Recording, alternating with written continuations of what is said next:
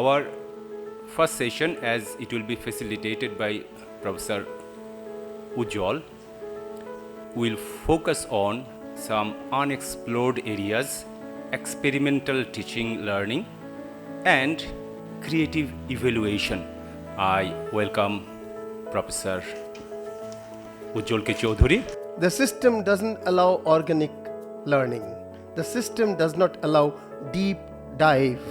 It believes in structured peripheral learning. Sometimes not always peripheral, sometimes structured. Always structured. I am not completely about breaking systems now. On the grayer side of 50, I have lost my revolutionary fervor of the 20s and 30s. So I'm not saying that break the system fully, but then have the system and go beyond. There is a slogan in participative education in India: "Padho, lekin jada karo." Read, but do it more. So reading is knowing. That's not learning. Learning is only when you do it. As you said, we try to do read in between the lines, and of course there is immense pleasure in words. And when we let students to do imagine about those words and imagine about in between the lines, then they can bring out those pictures and images. That is a very, very creative word. The last stage that you have shown in the Bloom's technology. So what do you think about that? It's okay Very good. to Very showing good the point. things. Yes. It's interesting, but I do think that sometimes showing is pretty dangerous, which can ruin their creativity too. Thank you so much. Love it or hate it, our generation now, the students, learners generation, is a visual generation. And many a time, visual route can help. And many a time, we can also. So there is no absolute need to show before you read. And there is not also the point of looking at literature the way we looked at when we were young. So there could be various ways of doing it. Without being creative, a teacher, to me, cannot be a teacher. He or she must be a creative person. And I know my colleagues, I was heading the department for some time, and I have seen their teaching directly. Most of the things you reinforced have been being covered by our teachers, and I'm very glad and proud of all of them. We have to follow a system, but go beyond the system when you can, to make it creative, interesting, enjoyable. In the field of ELT, we say there's lots of methods, but we at the 21st century say it's post-method era. Now we are set for the second session, workshop 2. This session is on design-based research. I always start my workshops with a quote. So this is given by Jeffries in 1955, but still relevant. It is one thing to state the chief aim of education. It is quite another thing to pursue this aim in a world which denies the principles on which it rests. This is so true for educational research because it's so unpredictable. If you go into a classroom, all of your students are different. Even the same student is different at different times. So how you can really generalize the findings is so challenging, and that's why design-based research can come into play, which we'll see very soon. So I want to challenge you with one question. Think about one research finding that has made a difference in your educational practice. Can I just hear one or two principles, the name of the principle that you follow? Achieving native-like proficiency is a myth. That is one thing that has made a great impact on my teaching and the way I think of learning English. Every day I tell to my students that you don't achieve that native-like proficiency. So don't be afraid of opening your mouth that, I'll be making mistakes. Yeah. And that mistakes are in the part of learning. Yes, I think achieving native-like proficiency is a myth. Intelligibility is more important to achieve. Yes, thank you so much. So I have some more brainstorming questions. So my first question to you is, what is design? When you hear this word design, or when you read this word, what words come to your mind?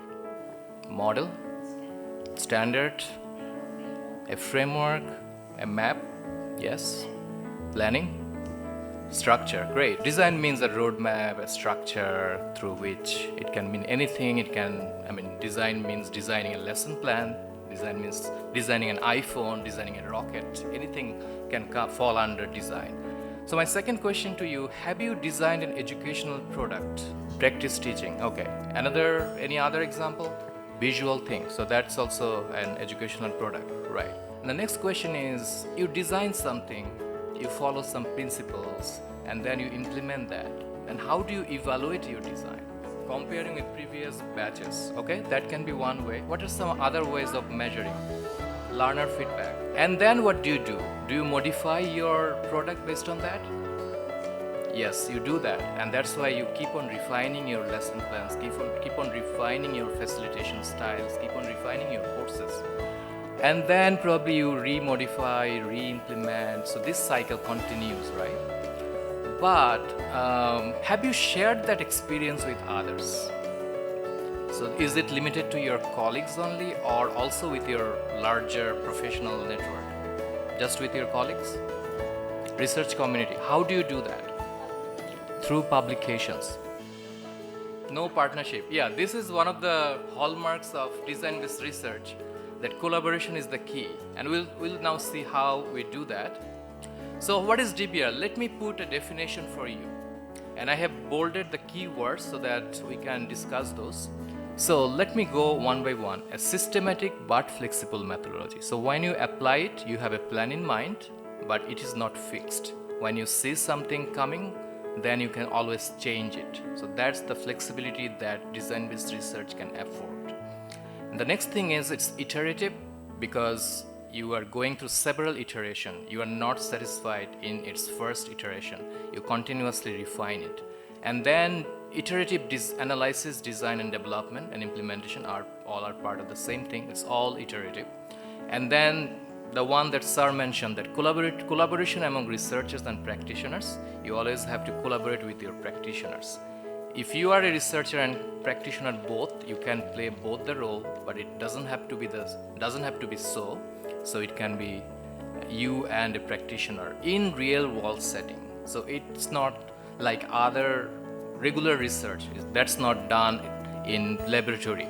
It's done in real world setting. So you start with the theory, and the end, after all of your experience, you present a different theory or a refined theory to the research community so that they can get benefited from your experience. All the frameworks have a common theme, like you design something, you implement that, you evaluate that, and you re-implement that, you evaluate that, re-implement that, until you come to a satisfactory position. Then another one is analysis, then development, iterative cycles of design and implementation, and reflection to produce design principles and enhance solution implementation. So you have to come up with some principles to guide other researchers and practitioners. So characteristics of Dbr. Number one characteristics of Dbr is pragmatic. So what it means by pragmatic is that it addresses a real world problem. And this is in the real world where you are observing your implementation. And it takes theory as a resource, but it takes a theory to the extent a theory can help you to guide the process. So it supports design with research from the outside. So it's a research-driven methodology. It sets practical goals for theory development and develop an initial plan. It conducts research in representative real-world setting. It collaborates closely with participants. It implements research methods systematically and purposefully. It analyzes data immediately. So when you are there, you analyze your data continuously. It's like you continuously analyze data every point, and retrospectively, like you reflect on your experience. That's very important for Dbr because you have to come up with a theory to guide other researchers. So this retrospective reflection is very important in Dbr. And it refines designs continually, so iteration, and document contextual influences with design principles, and it validates the generalizability of the design. So whatever you come up with at the end, you have to implement that in another context to see if it works or not. So that's where the generalizability comes in. So I have promised you that I will take you through a work example so that you have a better understanding. So the scenario is, that's a real world scenario where I am a core member of. I think many of you have heard our Purdue Writing Lab, right? Purdue OWL, and that's very famous around the world. And we have a similar initiative called Portal, Purdue Repository for Online Teaching and Learning. My advisor is the PI for that, and she is one of the prominent researchers on online learning around the world. We recently celebrated her 10,000 citations, so she's really big on online learning. So this is a real world scenario that came from our project. So the university administration feels that faculty and graduate students are not adequately trained to teach online. It also applies to experienced faculty who have years of teaching experience but have minimal online teaching experience. So many of us are maybe very experienced teachers, but we probably had very limited experience before COVID.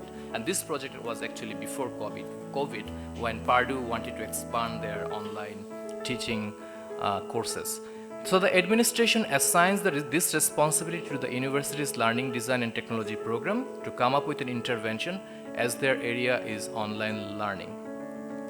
So we had to come up with an intervention. So I'm going to show you the end product first, so that you can see what did we do at the end, and then I'll show you the Dbr process associated with that, so that you can have an understanding of what we did as part of Dbr.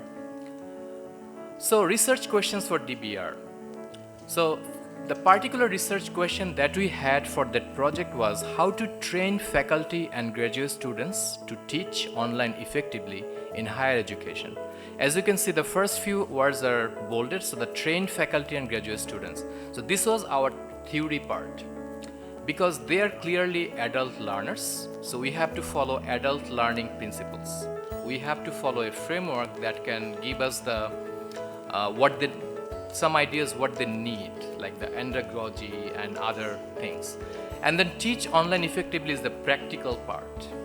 That's the real world context part, and that's how we bridge the theory and practice. And higher education is the particular context where this whole project is grounded. So you can see that how we can combine theory, practice and context together to conduct our Dbr. So I'm also giving some sample research questions below, so that you can have an idea of what can be counted as Dbr. Basically anything can be counted as Dbr, anything.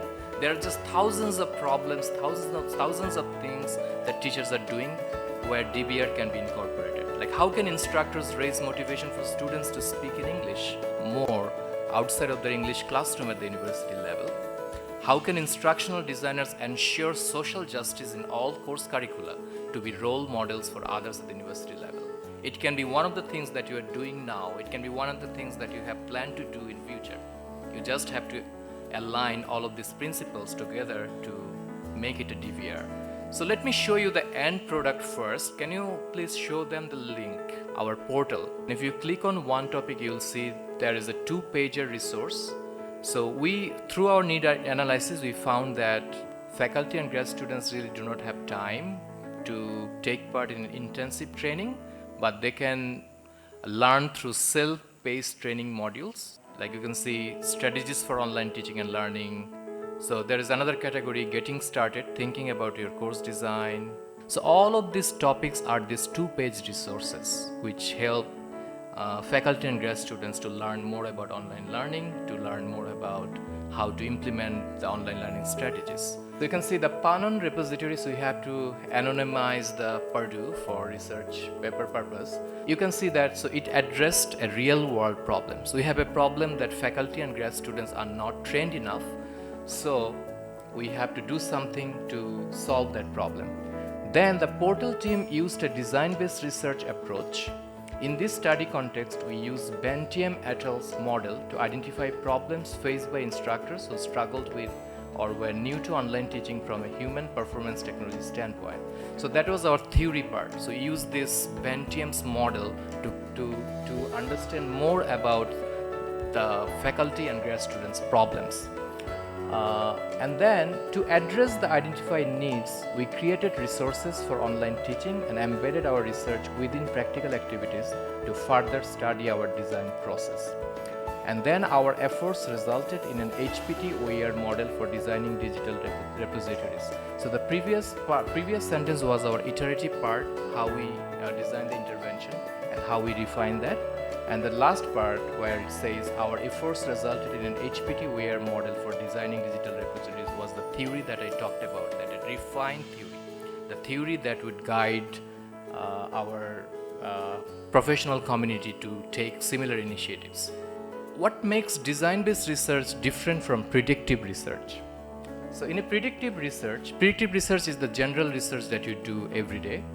So you start with a hypothesis. So hypothesis based upon observations and or existing theories, and then you do experiments to test your hypothesis, and then you come up with a theory refinement stage, and then probably you apply those theories by practitioners.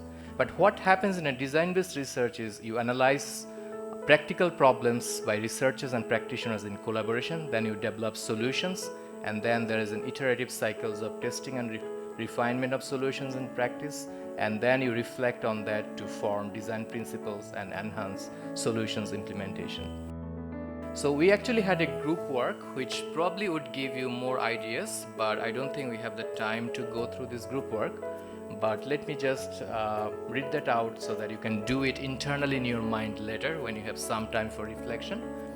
And also like question answer session now. My contact information is here. Please feel free to reach out if you have any questions.